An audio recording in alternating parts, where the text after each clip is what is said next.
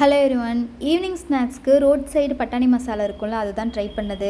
செஞ்சு முடிச்சதுக்கப்புறம் தான் எனக்கு ஒரு ஐடியா வந்துச்சு. நான் +1 +2 தாராபுரத்தில் இருக்க ஒரு கிறிஸ்டின் ஸ்கூலில் படித்தேன். அங்கே ஃப்ரைடே மார்னிங் பிரேக்ஃபாஸ்ட்டுக்கு ஒரு பேக்கெட் பிரெட் தருவாங்க.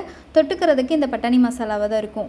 ஒரு வருஷம் எனக்கு அந்த டேஸ்ட்டு பிடிக்கவே இல்லை. நிறைய பேர்த்துக்கு பிடிக்கவே இல்லை.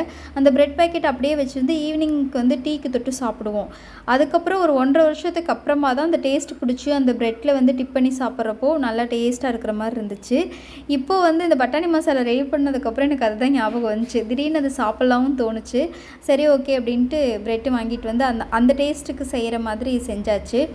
சும்மாவே நீங்கள் சாப்பிட்டுக்கலாம், ரொம்ப டேஸ்ட்டாக இருக்கும். கொஞ்சமாக பட்டாணியை நைட்டே ஊற வச்சுருந்து காலையில் உப்பு போட்டு நல்லா வேக வச்சு எடுத்துக்கலாம். அதுக்கப்புறமா கொஞ்சம் வெங்காயம், தக்காளி, இஞ்சி, பூண்டு இதெல்லாம் அரைச்சி எண்ணெய் ஊற்றி நம்ம அரைச்சி வச்ச பேஸ்ட்டையும் போட்டுட்டு காரத்துக்கு தகுந்த மாதிரி நீங்கள் மசாலாஸ்லாம் ஆட் பண்ணிக்கலாம். மிளகாத்தூள், மல்லித்தூள், கொஞ்சமாக சாட் மசாலா, உப்பு இதெல்லாம் போட்டு பச்சை ஸ்மெல்லாம் போகிற வரைக்கும் வதங்கினதுக்கப்புறமா நம்ம வேக வச்சு எடுத்து வச்சுருக்கிற பட்டாணியையும் போட்டு நல்லா அந்த பச்சை ஸ்மெல்லாம் போனதுக்கப்புறம் ஆஃப் பண்ணி சாப்பிட்டுக்கலாம். இதை சப்பாத்திக்கு சைடிஷாகவும் சாப்பிட்டுக்கலாம்.